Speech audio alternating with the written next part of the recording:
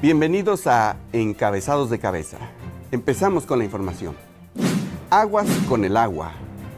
La Comisión Nacional del Agua retrasó la entrega de concesiones a empresas particulares y en una circular aclaró que de ninguna manera existía la intención de privatizar las aguas nacionales.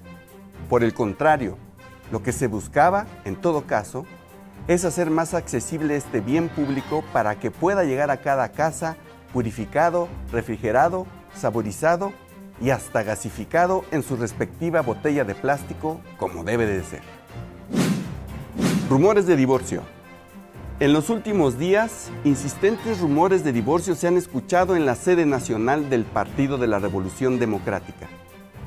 Todo indica que finalmente los pocos militantes que quedan en esa institución se divorciarán y que cada uno de ellos formará su propio partido político de izquierda moderna. Otros rumores de divorcio. Por su parte, el Partido Acción Nacional pronto elegirá nuevo dirigente. Si la elección es exitosa, el proceso podría unir a los 18 militantes que quedan. Y si no, de todos modos, enriquecería la vida política nacional, ya que cada exmilitante formaría su propio partido político de derecha. Por lo pronto, Felipe Calderón ya insultó a todos en Twitter. Rumores de exilio. La oficina del todavía presidente Enrique Peña Nieto aclaró que una vez terminado su periodo de gobierno, se quedará a vivir en el Estado de México y de ninguna manera se irá a vivir a España. Y no porque no le guste, comentaron. Lo que pasa es que no domina el idioma. Foros y más foros. Ante los evidentes problemas que se han generado en torno a la reforma educativa, entre el CENTE con S y la CENTE con C, los representantes del gobierno entrante han anunciado la próxima organización de unos foros de pacificación para los foros sobre educación. Muchas gracias, buenas noches.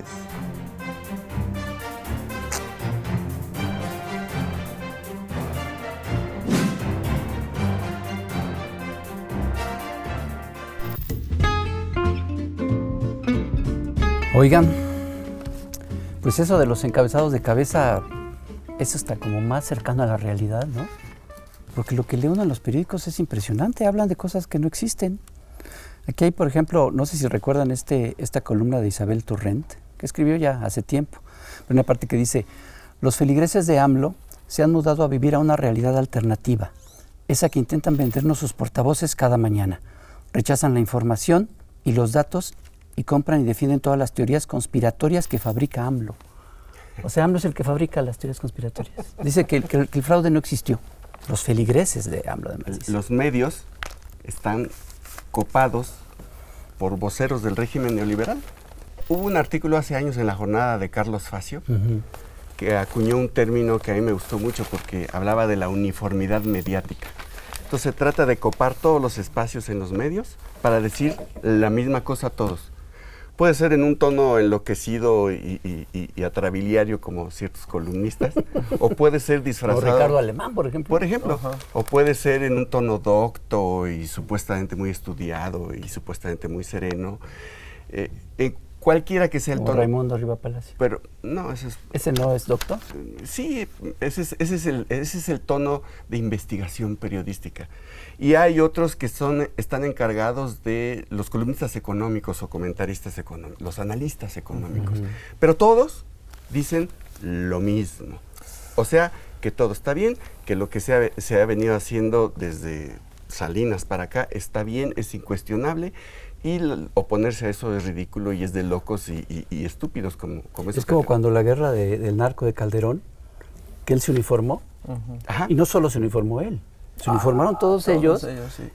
Y todos decían que claro, que era perfecto. Cuando sacamos lo de No Más Sangre, ¿se acuerdan?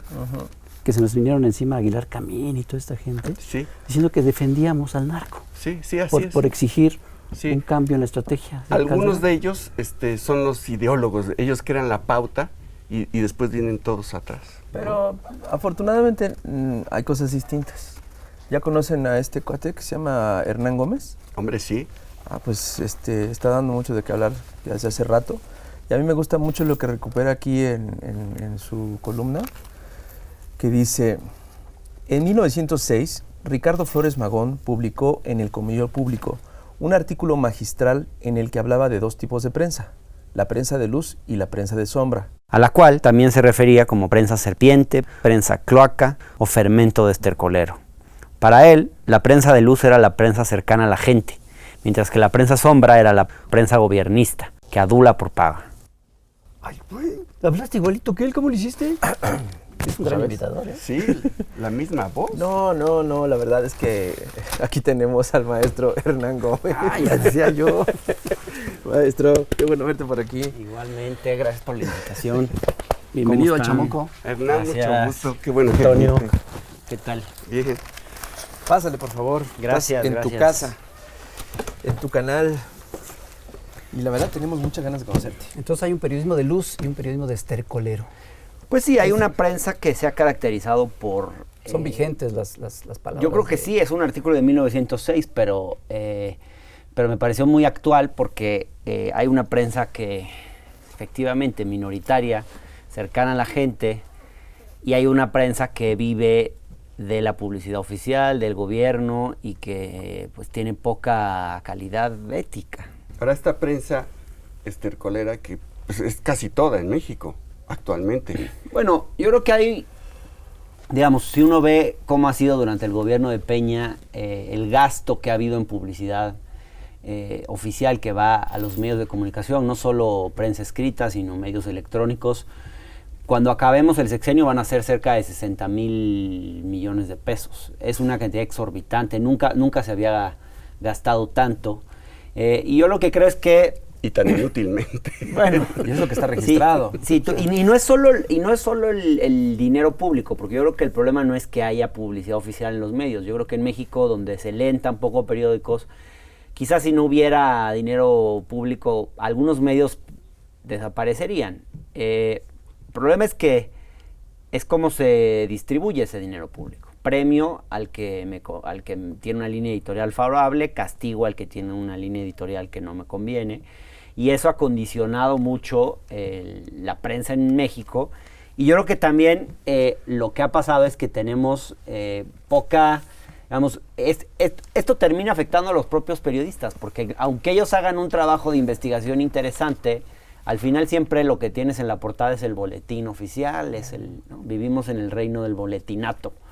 No hay, aunque algunos medios mayoritarios de pronto hagan algo de periodismo de investigación, el periodismo de investigación es sumamente marginal. Quienes lo hacen sobre todo son medios alternativos, portales, y al final uno ve la prensa y casi siempre es lo mismo, no hay mucha diferencia, y ni hablar, bueno, de lo que escriben los comentócratas en los medios. Tú te has enfrentado a eso que has llamado la comentocracia. Antes se decía que perro no comía perro, ¿no? Y había como un acuerdo tácito de no criticar a los colegas periodistas, o en este caso analistas y demás, pero no te importó y tú lo has hecho y has recibido respuesta de esta gente. Sí, por eso dije, analistas o a mí, estos analistas entre comillas, ¿no? A mí me parece que la prensa, digamos, esta idea de que la prensa puede criticar, pero jamás ser criticada, es, digamos, en una democracia no puede criticar a todo el mundo, y incluso los políticos pueden criticar cómo hacen las cosas los medios. Me parece que es sano la crítica. Todos tenemos derecho a criticar, y uno también como comentócrata también tiene derecho a criticar a otros comentócratas. En mi caso, pues a mí siempre me irritó mucho cuando leía articulistas en los medios darme cuenta que no había mucha diferencia entre uno y otro, ¿no? Siempre es la misma perspectiva. Y durante la campaña, pues incluso llegó al extremo de que repiten casi las mismas frases, las mismas palabras. Un amigo mío está haciendo un estudio sobre cómo los comentócratas repiten los mismos discursos, y va a salir pronto, va a ser algo muy interesante. Se llama Goebbels, tu amigo. Carlos No, porque ahí Monsiváis, se ve cómo repiten las mismas. Y digo, no extraña, porque al final es quiénes somos los que escribimos en los diarios. Casi siempre pues es un sector de la sociedad, es una clase social, casi siempre son hombres, hay pocas mujeres, casi siempre son del decil más alto en la distribución del ingreso, casi siempre son hombres blancos, casi siempre de más de 50 años.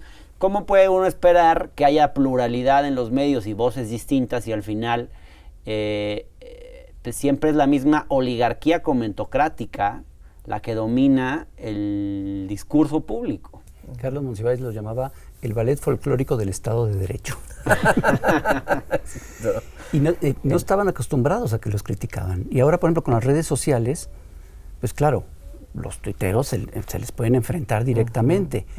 Y les molesta, pareciera que les molesta mucho. Y están muy poco acostumbrados a debatir. Uno ve, la forma que reaccionó Macario a un artículo que escribió hace unos días. Macario Schettino. Donde Macario Schettino, Mac-Ario, como le pusieron en Twitter, la forma en la que disemina un discurso racista y la respuesta que hubo frente a eso. Y el cuate, en vez de discutir, dice que hay un linchamiento en su contra, cuando yo la verdad vi críticas muy razonables a lo que estaba diciendo Macario con muy buenos argumentos, y hubo gente que sacó estudios diciendo que esa literatura que él cita está totalmente desacreditada. Entonces esto cada vez pasa más, que claro, con las redes sociales, estos comentócratas que se acostumbraron a más bien a repetir las mismas cosas y no a pensar ni a criticar, y nunca fueron criticados y confrontados y nunca tuvieron que dar explicaciones, pues hoy se están dando cuenta que necesitan tener más interlocución. O sea, que ya está bien porque lo están sacando de sus certezas. Si uno ve, por ejemplo, el programa de La Hora de Opinar, donde sale el segmento de los miércoles, donde sale mi compañero Gibran Ramírez con Denise Dresser, pues ahí se ve cómo Denise realmente le está costando mucho. Gibran la saca de quicio porque le cuestiona todas sus certezas y todas sus dogmas. Y es una discusión muy interesante, les recomiendo en algún momento. Sí, no, lo hemos visto, claro que sí. Pues vamos a ir ahorita a una pausa, ahorita regresamos para seguir hablando de esto.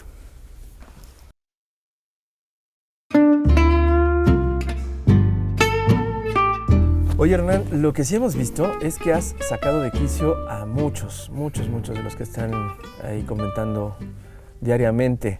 ¿Tú a qué crees que se deba esto? No sé, yo digo lo que pienso. He tratado de ser sincero, no recibo línea de nadie. Quizás a algunos los saque de quicio el pensar que yo soy un vocero de AMLO o de Morena. No soy mi integrante de Morena, no me paga nadie en el partido ni cercano al gobierno electo. Apoyé la campaña a Claudia Sheinbaum porque me interesaba apoyarla a título personal, sin ningún tipo de sueldo. No me interesa entrar al gobierno.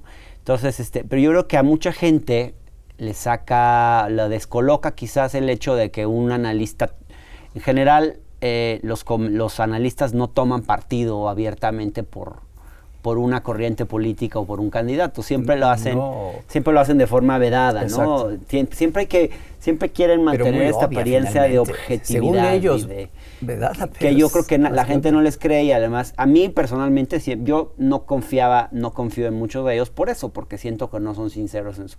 Y yo dije, pues yo no quiero ser igual, yo quiero decir las cosas que yo pienso sin estar haciendo cálculos y queriendo tener una apariencia de objetividad. Entonces yo apoyo, yo creo en la Cuarta Transformación. Al mismo tiempo hay cosas que no me parecen y las critico y las he criticado. Lo que pasa es que casi nunca, esas cosas que yo critico, casi nunca nadie las nota ni les da ningún tipo de realce. Más bien se fijan en cuando defiendo algo de López Obrador o alguna cosa así. Yo no sé por qué se han ido contra mí tantos. Ya son varios que escriben incluso artículos enteros que me dedican completitos a criticarme, a calumniarme, a sacarme cosas ridículas, como que cobre por hacer un trabajo, ¿no? ¿A quién se le ocurre? O sea, sí. Trabajar y cobrar por ello. ¿En qué país del mundo? ¿A quién se le ocurre? Yo tenía un trabajo hace 2 o 3 años y ahora me sacan los contratos de un trabajo que yo tenía. Pues sí, donde ganaba bien, ganaba un muy buen sueldo para este país, la verdad.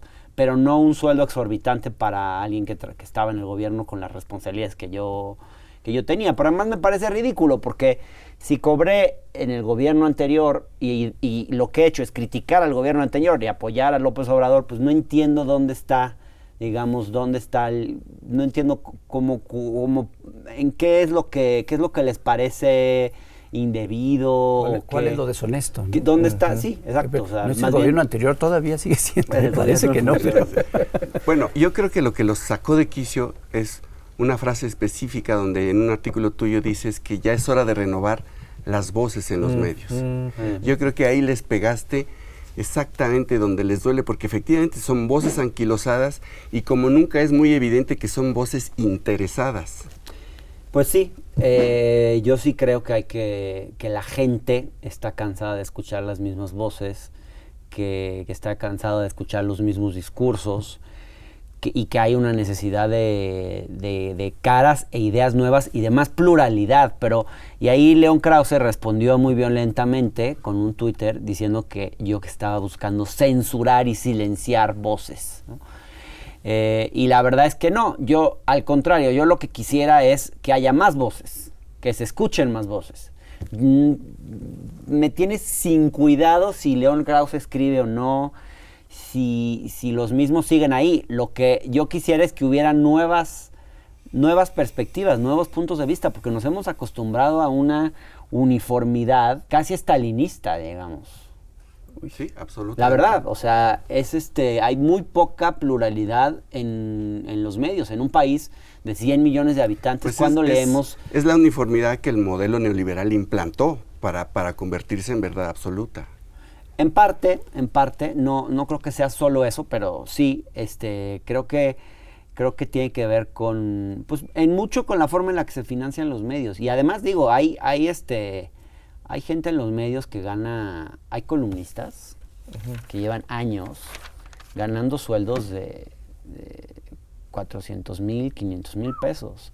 Y perdón, pero... Nombres. Pero esos articulistas, pues, que están ganando más que un secretario de Estado. Sí, ¿no? Como 4. Digo, no, ahora pregúntense ustedes por qué se alarman tanto cuando uno critica el esquema de financiamiento de los medios. Pero a ver, perdón, creo que tenemos todo el derecho a criticarlo porque gran parte de ese sueldo lo estamos pagando nosotros con nuestros impuestos. Exactamente. Porque si los medios se están financiando sobre todo con publicidad oficial, en una gran medida, pues significa que esos altísimos sueldos y no, mi problema no es digamos, no es solamente con el monto de los sueldos, mi pregunta real es, a ver, estas planas, que además creo que están pagadas con publicidad muy por encima de su valor real, ¿no? O sea, si estos cuates salieran a competir, muchos de estos medios, nadie los vería, nadie los seguiría. Entonces, muchas veces es paradójico, pero muchos de ellos, de estos columnistas, defienden el libre mercado y se llenan la boca hablando de estas, con estos discursos neoliberales, y al final son de lo más estatista en su forma real de operar, porque sin el dinero público no serían nadie. Medios que no tienen lectores y que reciben en cantidades muchos millonarias. Casos. Oye, ¿y qué va a pasar en el próximo sexenio? ¿Qué crees que vaya a pasar con López Obrador? ¿Qué va a hacer con estos medios? El vocero de Andrés Manuel López Obrador, Jesús Ramírez Cuevas, el que sería el director de comunicación social de Presidencia, ha dicho que se va a legislar en la materia, ¿no? Porque se legisló, la Suprema Corte obligó a legislar en materia de publicidad oficial ahí me parece que por un amparo, pero fue una ley, una burla, pues, ¿no? Le llaman la ley Chayote porque no resolvió el tema, simplemente legalizó la situación existente, que era básicamente, o sea, es lo mismo de lo que había sido siempre, no más que ahora legal. Entonces, bueno, la idea sería hacer una ley que establezca criterios transparentes para distribuir esa publicidad oficial. Eso es lo más importante. La otra medida de reducir a la mitad el recurso destinado a la publicidad oficial, pues digo, se recibe bien, obviamente, porque es un dispendio impresionante. Y además, los sobreejercicio que hay en algunas áreas, en la SEP, por ejemplo, cómo se gastó el presupuesto de la SEP en promover al secretario, porque era un presidenciable, eso es escandaloso. Pero decía esto porque creo que el tema principal es cómo se distribuyen esos recursos, no solamente reducirlo. Porque aún reduciendo 60,000 millones de pesos en un sexenio, y si lo dejáramos a 30,000, seguiría siendo mucho dinero. Entonces, supongamos que se deja ese dinero, pero realmente lo que importa es cómo se va a distribuir, que haya criterios objetivos y transparentes para distribuir esa publicidad oficial. Y el riesgo ahí es que Ningún gobierno quiere que lo esté golpeando la prensa permanentemente. La prensa en Brasil fue responsable de que cayera Dilma Rousseff. O sea, las grandes manifestaciones en contra de Dilma Rousseff fueron promovidas por la gran prensa. Javier Tejado hace unos días publicaba un artículo precisamente recordando, fíjense el papel que todavía tiene la televisión, que en el caso de Bolsonaro jugó un papel muy importante. La televisión, hay un canal de un evangélico, Emir Macedo, que apoyó abiertamente a Bolsonaro, y los medios jugaron un papel bastante tibio con relación a Bolsonaro, ¿no? Pero no me quiero desviar del tema en el que estamos, simplemente decir que la prensa sí tiene, digamos, en general un poder muy grande. Entonces, cualquier gobierno, la tentación de cualquier gobierno es a utilizar los mecanismos que pueda para bajarle a esa crítica. Y el riesgo es que, a fin de cuentas, todo permanezca como está. Yo espero que no, yo espero que la situación cambie. Vamos a ver unas definiciones del despeñario ilustrado y regresamos para cerrar el programa. Despeñario. Alerta de género. Medida de emergencia que solo funcionaría si, además de alertar a las mujeres del peligro, alguien hiciera algo para protegerlas. Pase a la siguiente ventanilla. Crimen organizado. Dícese de aquella actividad criminal que se realiza de forma metódica y organizada, a diferencia de las desorganizadas y caóticas que se realizan en las oficinas de gobierno. ¿Es cierto que tienes nexos con el crimen organizado? Falso. Mis nexos son con el desorganizado. Soy compadre de 8 alcaldes, 3 gobernadores y 15 diputados. Dólar. Recurso no renovable que se extrae de las profundidades del Banco de México para luego ser exportado a las islas del Caribe. Y en cuanto terminemos de desangrar las reservas de dólares, desangraremos a los mexicanos. Fox Vicente. Primer subnormal de la nación. Bueno, segundo. Y mañana me lanzo para presidente de Estados Unidos. Gasolina. Combustible cuyo precio ha bajado notablemente en algunas regiones de Puebla y Veracruz gracias a la libre competencia entre huachicoleros. Pues subió de nuevo la gasolina, May. Lo bueno es que gracias a este gobierno contamos con otras opciones para adquirirla. Gira presidencial. Evento internacional que ha servido para que la primera dama exhiba su guardarropa y el primer mandatario exhiba sus limitaciones y haga el ridículo a nivel mundial. Mira, Angélica, vamos a poder llevar a 787 invitados. Hernán, tú escribiste un artículo que fue muy leído y después hiciste un video con estas mismas ideas que fue muy visto, que fue sobre la amlofobia, este temor irracional a López Obrador, sí, la pejefobia. Pero hay otras fobias y filias que también hemos investigado y han aparecido varias y nos gustaría saber que dijeras una breve opinión sobre ellas. Por ejemplo, esta que tenemos mira, aquí. Yo tengo esta, la peñafobia, que el 1 de julio se desató. ¿Qué te parece la peñafobia? No he reflexionado sobre la peñafobia. A ver, yo creo que el tema de esto que yo llamé pejefobia tiene que ver con un sentimiento donde, digamos, a mí me parece que muchas de las críticas a López Obrador no tienen que ver, escapan lo racional. O sea, hay mucha crítica, desde luego que se vale criticar a AMLO, hay que criticarlo, pero a mí me parece que hay un elemento de prejuicio de clase y racismo muy fuerte hacia López Obrador y hacia lo que representa a López Obrador. Cuando Isabel Turrent le llama feligresía irracional a los seguidores de López Obrador, es decir, feligresía, es gente que no piensa, ¿no? Y así hay muchas. El hecho de que sea alguien que rompe con el típico político de la élite, con la manera de hablar, que es alguien que viene del sur del país, Todo esto genera que mucha de la crítica hacia él tenga un elemento muy fuerte en este sentido. Yo no veo que en el caso de Peña haya un sentimiento ni parecido. La verdad no había oído nunca el término peñafobia, no sé si ustedes lo acuñó anoche. Bueno, pero hay otros, mira, está este. Yo mis críticas a Peña no provienen de una fobia, calderofilia. Hay una calderofilia en algún, creo Sí. que hay 3 personas que lo tienen en el país, ¿eh? Sí, eso es ni cómo Margarita, ayudarlos, ¿eh? Nacho Zavala Ni y cómo uno más. ayudarlos. Y Calderón. Y Calderón. O también tenemos mira. Síndrome de Fox. Y bueno, ahí también no se puede negar. Hay amlomanía. A mí me preocupa el culto a la personalidad de AMLO. A mí esto de que le llamen el licenciado sus seguidores, cuando los escucho de repente hablar, no me encanta, porque hay una cosa como de no critiquemos nada, o sea, cualquier cosa que venga de él está bien, porque viene de López Obrador, y sí hay de repente, yo espero que eso que eso vaya cambiando con el tiempo, pero sí veo a veces en seguidores de López Obrador una cosa que no le ayuda a él como líder. Yo creo que López Obrador es un líder que yo respeto, que le admiro muchas cosas, pero creo que cuando uno lo empieza a endiosar, deja de tomárselo realmente en serio. Yo creo que hay que tomárselo en serio y ver que hay cosas buenas y hay cosas malas en el personaje, no ponerlo en un altar. Pues sí. Bueno, Pues Hernán Gómez, muchas gracias, No, gracias por haber a ustedes. estado con un nosotros. obsequio, maestro.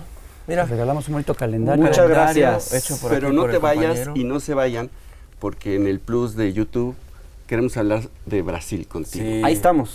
Bueno, pues Nos vemos, cuídense mucho. Bye. Compren la revista, ya saben.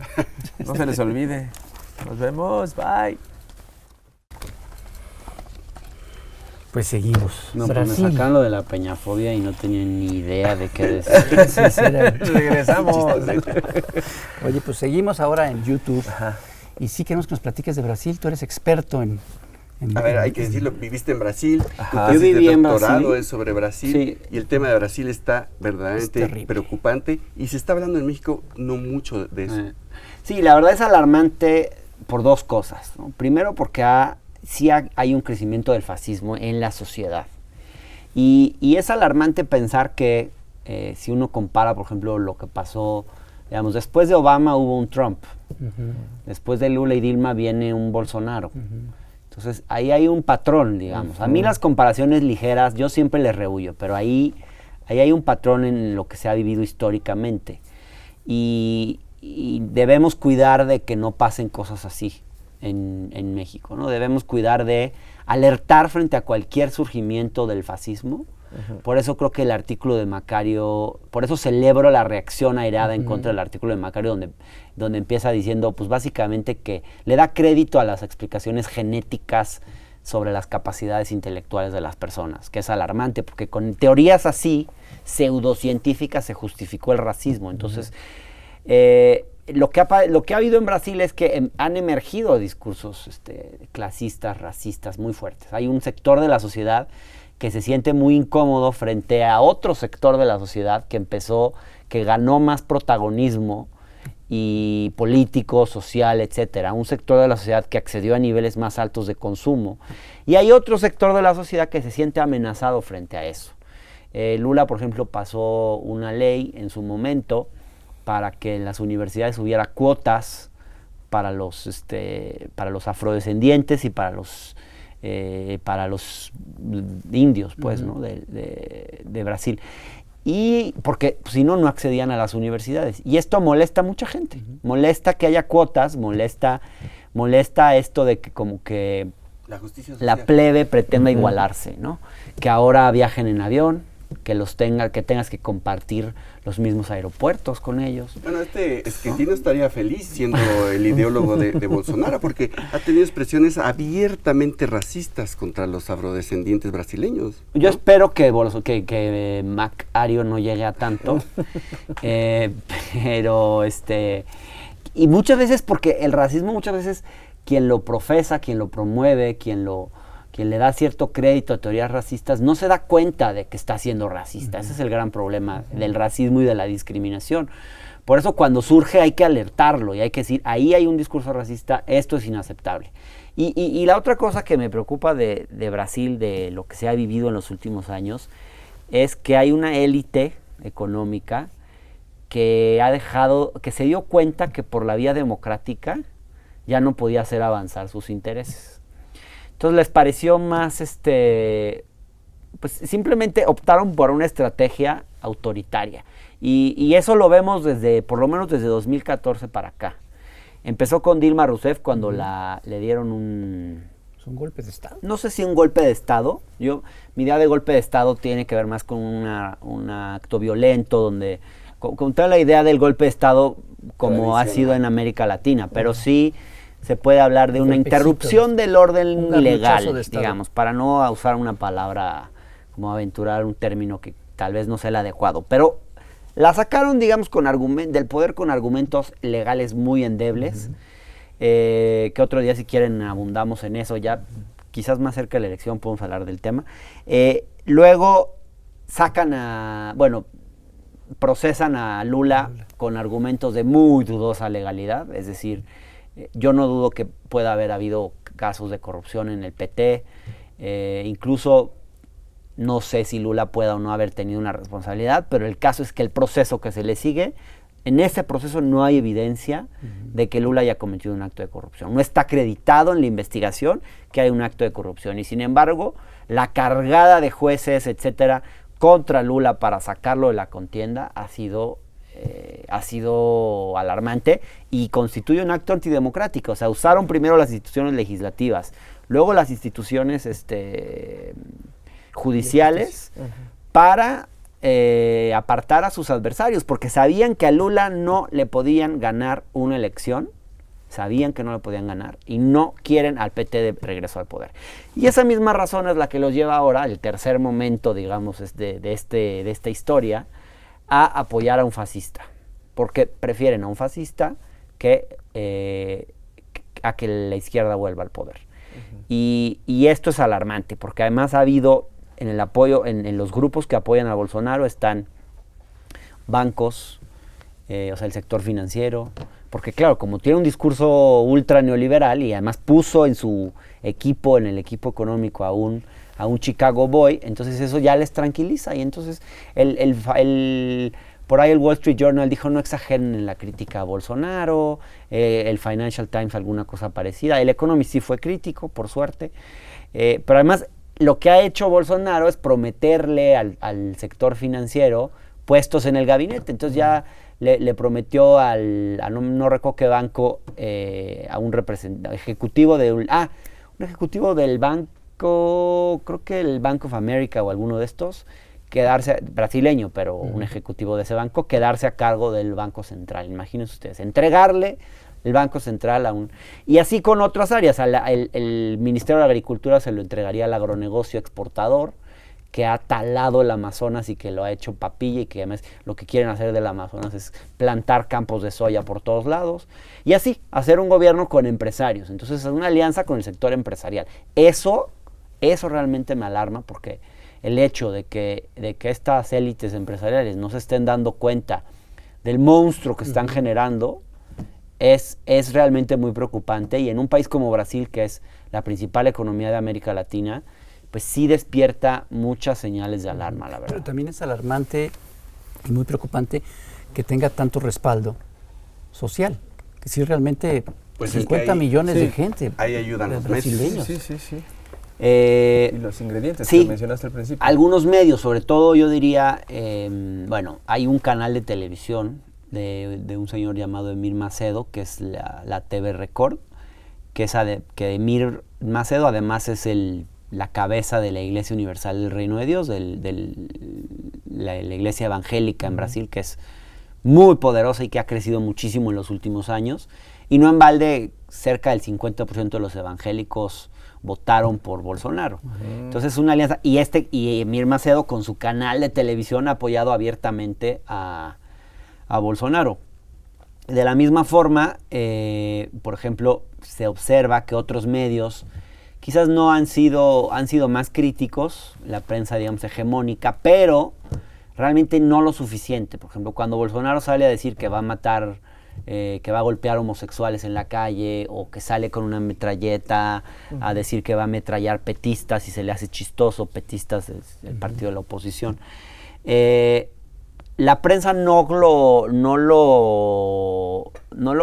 ejemplo, ¿cómo lo reportan? Como se refieren a las frases controvertidas de Bolsonaro, a las frases polémicas de Bolsonaro, no al discurso fascista de Bolsonaro. Exacto. Entonces ahí la prensa, digamos, o activamente o por omisión, está siendo responsable de... Son las ocurrencias, ¿no?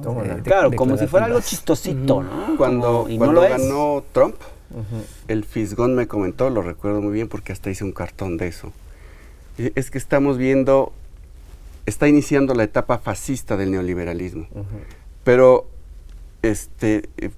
hasta Trump palidece al lado de Bolsonaro. Sí, claro. O sea, sí es un neoliberal y un neoliberal fascista, es decir, realmente el modelo está entrando a una fase ahora sí alarmante. Además, a diferencia de Trump, y no pretendo reivindicar a Trump en absoluto, pero a diferencia de Trump, que tiene un discurso de, por ejemplo, de proteger a la industria nacional o de proteger a la planta productiva, a los trabajadores estadounidenses, Bolsonaro no. O sea, Bolsonaro no tiene ninguna agenda de reivindicar a los trabajadores brasileños. Al contrario, está a favor de una legislación que ya aprobó el gobierno de Temer, ultra regresiva en lo laboral. Está a favor de una legislación para modificar el sistema de pensiones en una línea también ultra neoliberal. Está a favor de un programa de privatizaciones amplísimos. Están hablando de privatizar el Banco de Brasil. Brasil no tuvo privatizaciones tan fuertes como México. Brasil en los 90, si bien el neoliberalismo, digamos, pegó muy fuerte, Brasil mantuvo una cierta industria nacional, mantuvo algunas empresas públicas, bancos públicos. Los bancos públicos son muy importantes, porque gracias a eso tienes, por ejemplo, en Brasil, un sistema bancario que llega a todo el país y puedes tener programas sociales de distribución de ingresos, etcétera, mucho más efectivos. Bueno, los bancos públicos cumplen un papel importante y esos también los quieren privatizar. O sea, quieren acabar con todo.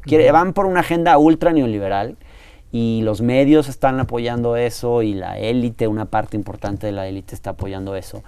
Y entonces, por eso sí, es peor que Donald Trump, además, porque también el discurso es racista, es más explícito. Yo nunca escuché a Trump hablando así de los afrodescendientes, por ejemplo. Sí de los mexicanos, habló en términos terribles. En el caso de Bolsonaro, más que haber un enemigo externo, como es en el caso de Trump, el enemigo es interno, ¿no? Pero digo, yo creo que es... Obviamente los dos son personajes tétricos.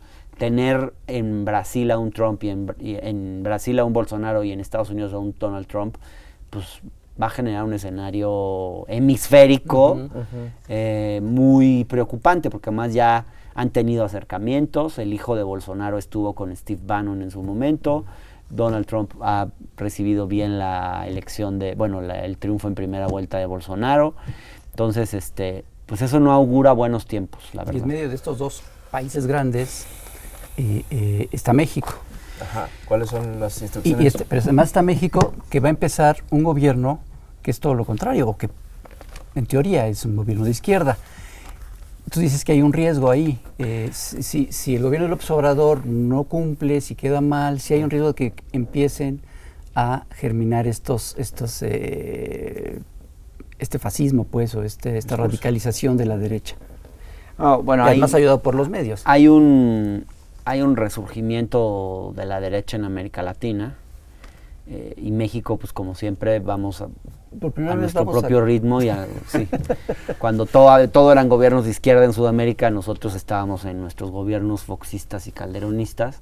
Ahora, México gira hacia la izquierda y el resto de la región casi toda va hacia la derecha, ¿no? A ver, ahí hay dos derechas, ¿no? A mí no me preocupa tanto que haya gobiernos de derecha, pero si al menos son democráticos.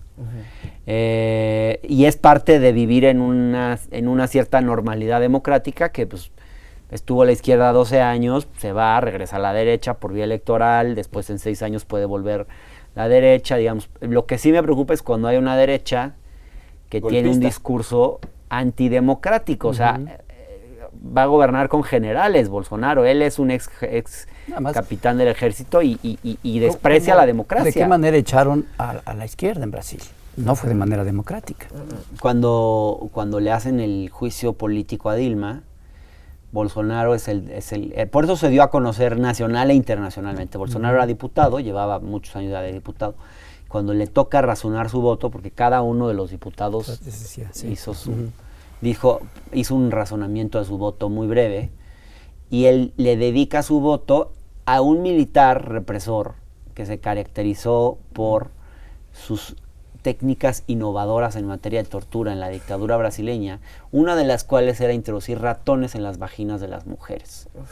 Este hombre parece ser que torturó a Dilma Rousseff. Imagínense ustedes un tipo que le dedica su voto al hombre que torturó, ¿no? y a un tipo así, de siniestro, ¿no? Defiende la tortura, dice que el error de la dictadura fue haber torturado en lugar de matado a 30,000 personas como ocurrió en Argentina. Dice que debieron haber matado al expresidente Fernando Enrique Cardoso. Y así, o sea, es un discurso de apología de la muerte y la tortura. Y esto sí, yo no había visto algo parecido, digamos. Me preocupa mucho porque Brasil ha sido un país bastante democrático desde la transición y ha sido una democracia muy, muy dinámica, muy viva, no solo en lo representativo. De Brasil también conocemos sus experimentos de democracia participativa, el presupuesto participativo de Porto Alegre, conferencias, consejos. Hay una sociedad civil muy activa. Entonces, darse cuenta de que de repente puede pasar algo así es muy fuerte. O sea, yo creo que eso nos tiene que poner a reflexionar a todos. Claro. Oiga, pues... ¿A dónde llegan los discursos, las expresiones antisistema? Sí, es el riesgo. Es el riesgo, y yo creo que tiene que ver en parte con la crisis de las democracias a nivel mundial, de que hay algo que está pasando, que la gente no se reconoce en las democracias, no siente que las democracias pueden mejorar sus propias vidas. Hay que hacer ahí una reflexión muy profunda, no ser condescendientes y no usar el caso de Bolsonaro para hacer conversaciones pendejas, perdón por el uso de la expresión. Decir que todos son iguales, ¿no? Radicales. Trump, López Obrador, Bolsonaro es como Trump. O por ejemplo, un artículo de Jorge Castañeda que escribió en este periódico donde dice, donde básicamente hace un símil entre Cuauhtémoc Blanco y Bolsonaro. Perdón, pero me parece que un personaje como Bolsonaro, así de una figura así de criticable y de condenable, pues merece otro tipo de tratamiento, no compararlo con lo que podría pasar si un futbolista, si entonces, o sea, me parece que eso es ser muy frívolo y muy irresponsable. Mear fuera de la basílica. Y malintencionado, porque yo creo que no es fuera del recipiente, sino mala intención. Yo creo que también hay algo de mala intención ahí. Pues sí. Yo creo que ahí también como los idiotas que comparan a Trump con López Obrador y con Bolsonaro, que los ponen todos en el mismo saco. Porque además, yo no tengo dudas de que Jorge Castañeda es un tipo muy inteligente. Y me molesta cuando alguien usa su inteligencia para desinformar, para manipular, para impulsar una agenda personalísima. Es que todos estos personajes se creen tan listos, tan inteligentes, tan iluminados, que cualquier barbaridad que digan es atendible. Y pues no. Pues no. ¿Están oyendo inútiles? Hernán, muchas gracias. Muchísimas gracias. Ahora sí. Gracias a ustedes. Te vamos a tomar la palabra y tal vez después volvamos a platicar. Estaría fundamental toda tu participación. ¿no? Muchísimas gracias. Encantado de estar aquí. Muchas gracias. Muy buenas las... Falta un Bolsonaro. Ya lo iremos agregando. Está padre. Estaría padre conocer a tu compa también, Gibran. Sí, le vamos a decir que venga. Órale, estaría padrísimo. Le vamos a invitar. Perfecto. Señoras y señores, ahora sí, nos despedimos. Cuídense, nos vemos el próximo domingo. Ya lo saben. Gracias. Aquí en el Chamuco TV.